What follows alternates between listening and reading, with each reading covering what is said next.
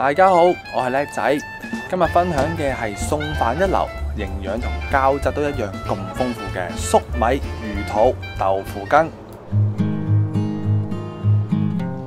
今日我哋要整一個快靚正又開胃嘅粟米魚肚羹啊！咁呢啲魚肚呢，其實我哋未必一定要買一包呢，有2、3條。咁你去雜貨鋪或者啲乾貨鋪度買呢，10零蚊就一條。咁就夠晒一家4、5口食㗎啦。咁大條嘅魚肚呢，我哋要將佢分咗件先。咁啊，視乎翻你個兜有幾大啦。咁我會將佢切到大概係2、3嚿先啦。嗱，咁樣嘅，咁啊浸咗佢先。大概要浸嘅時間呢，一般嚟講呢，最少都浸15分鐘啦。見到佢有啲浮呢，最好就揾啲嘢擲一擲佢，揾翻個碟啦。咁樣呢，佢會容易浸啲。咁粟米魚肚羹呢，可能呢就比較悶啦。咁我就會加翻啲豆腐落去，咁啊多啲嘢食下啦。開豆腐嘅時候呢，我哋可以切咗幾條邊個角呢，放一放氣，佢會容易啲甩出嚟啲嘅。睇下先，冇咁絕嘅，正常就都唔得。而家呢啲8福嗰啲新包裝咧，真係比較難搞。咁啊，睇下食唔食得晒啦。我會加翻半磚豆腐落去，咁我哋就切翻啲豆腐粒，咁樣咧就襯翻佢個滑口嘅效果啦。咁我呢一件咧就係炸豆腐嚟嘅，所以佢就冇咁滑，但係就冇咁容易散咯。因為成日都食滑豆腐咧，我想轉下啲口味。咁啊，切翻啲粒粒啦！哇，好似好耐都冇切過豆腐，咁難切嘅呢一件豆腐，唔知點解，係咪啲技術上問題咧？而家唔識切豆腐，好似好難切咁，唔知做乜鬼。咁啊，加啲豆腐落去，一嚟又多啲嘢食啦，二嚟咧就有啲滑口嘅口感。咁呢啲屋企嘢就幾好嘅，健健康康咁。咁我哋揾水浸住佢嘅時候咧，佢會有啲濁噶嘛，我哋記得要換一換水喎，因為咧佢呢啲豆腐咧，其實佢啲水咧好有問題。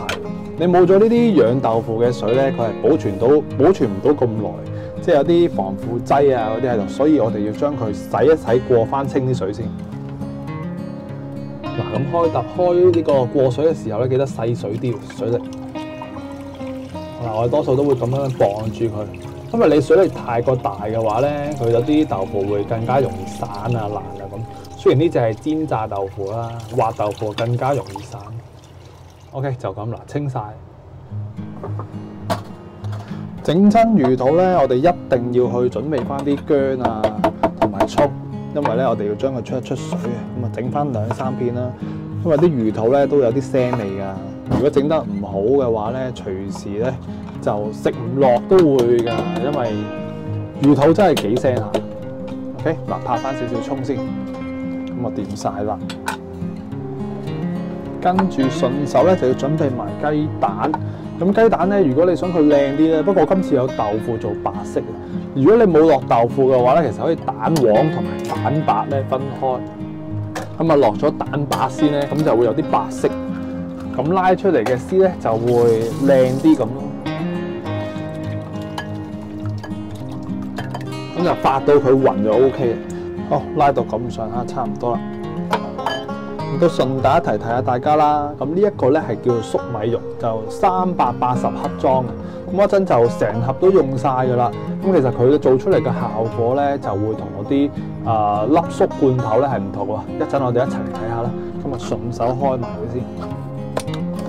呢個係雞湯啦，咩牌子都冇所謂，最緊要有啲肉味啫。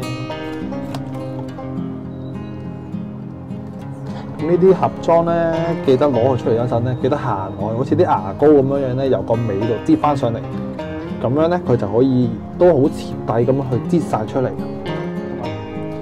浸咗15分鐘嘅魚肚啦，我哋開嚟望下，最緊要係浸軟佢啫。嗱，咁佢揸落去咧，你就見到佢呢啲位仲有少少硬嘅，有時啲白色咧實色啲啲咧就會有啲硬硬地咯。我哋浸到佢軟身就 O K 噶啦，最緊要係切到佢。OK， 咁咪撳一撳水，換一換水入面水先，都有啲濁啊。咁啊，凍水試下洗一洗乾淨佢先啦。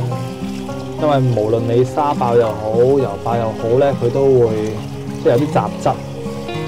輕輕揾啲凍水去換一換水。OK， 軟身就 OK 啦。咁啊變咗呢3個軟腍腍嘅嘢啦。咁最緊要咧就係佢切得入啦。嗱，咁啊睇下視乎翻自己中意食啲長條狀啦，定係粒狀。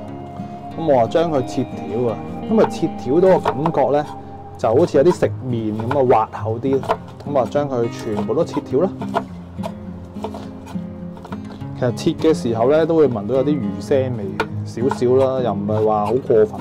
咁啊真係好睇個人，有啲人咧聞到少少聲都接受唔到啊嘛。咁呢啲咧，所以我覺得佢都算係幾大重味少少。當然食魚嘅朋友咧就唔驚呢啲味啦。OK， 咁就出水咯喎。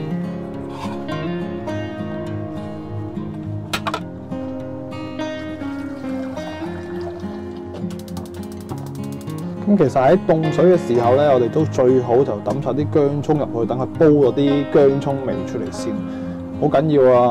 咁就算我用熱水嚟煲咧，我都要等佢滾一陣先，咁佢先出到啲薑味出嚟。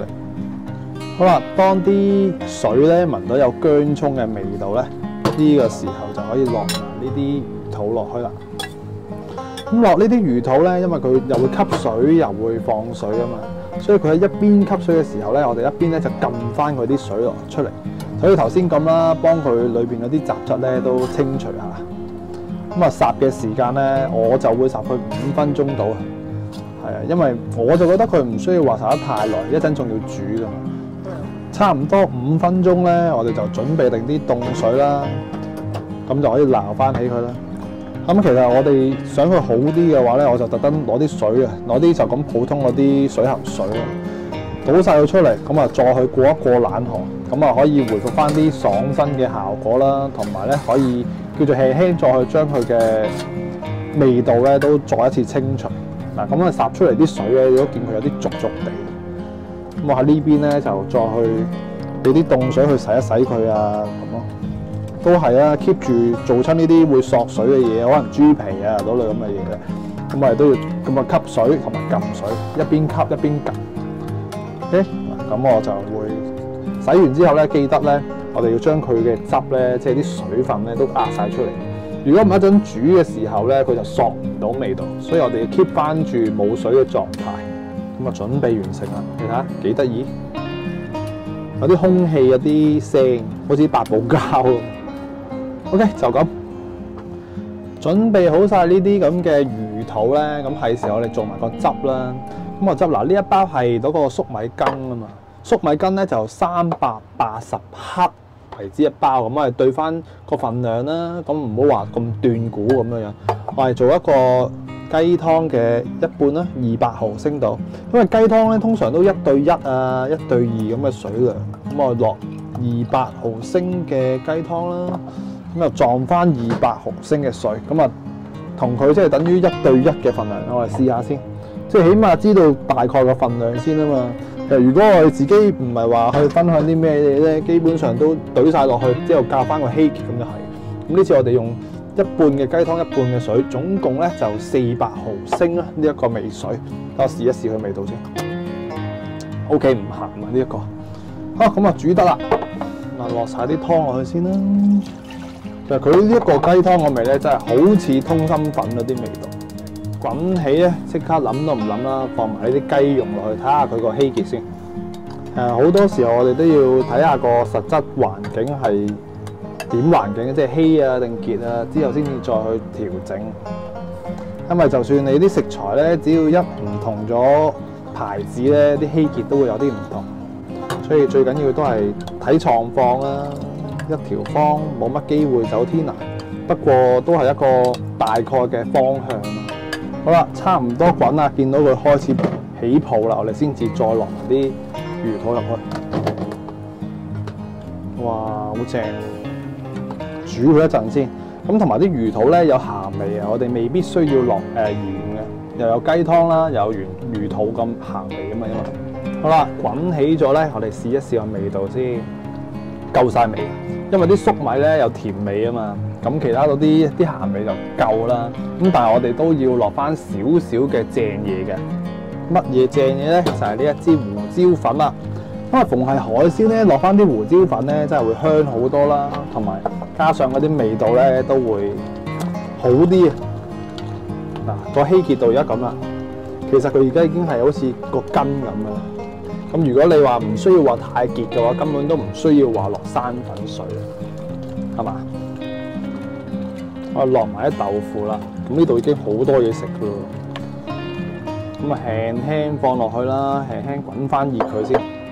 咁啊輕手少少啦，撈一撈佢，一陣整爛啲豆腐嘅。嗱，咁就滾咗大概分零2分鐘到啦。咁啊啲豆腐熱晒啦嘛，咁由啲水花咧去到中間都滾起，我哋就熄火。佢出現呢個蛋水啦，咁啊攪一攪佢啦，蛋白好容易墜底。熄火，我哋慢慢去落呢啲咧，咪輕輕撈一撈佢。落嘅時候我哋唔好喐佢，等佢凝固咗先至慢慢嚟。因為我呢個啲水咧反而少。如果一落落係咁搞，佢啲蛋花會冇咗。算啦，我都係唔好落咁多蛋啦，因為我呢個咧個羹咧少水，就咁就算啦。好，咁我起埋俾大家睇咧。一倒出嚟咧就唔同樣啊！揀翻啲豆腐出嚟先，靚唔靚啊？加咗啲豆腐落去，即係如果你用蛋白嘅話咧，佢咪會有啲白色喺度咯。用豆腐我就合埋佢一齊咯。係啲蛋絲我就唔係咁滿意啦，可以再靚啲。好嗱，咁面頭好似好寡咁噶嘛？大家知唔知道佢係咩嚟？嗱，不嬲有睇開叻仔嘅話，應該認得佢係咩嚟㗎？記得留言俾我啊！我覺得佢加落去應該會好靚啊！試下先，好過成日都加葱咁好。我哋做啲 decoration 幾有 heart 先得㗎。OK， 係咪靚仔好多？贏輸就係睇佢啦。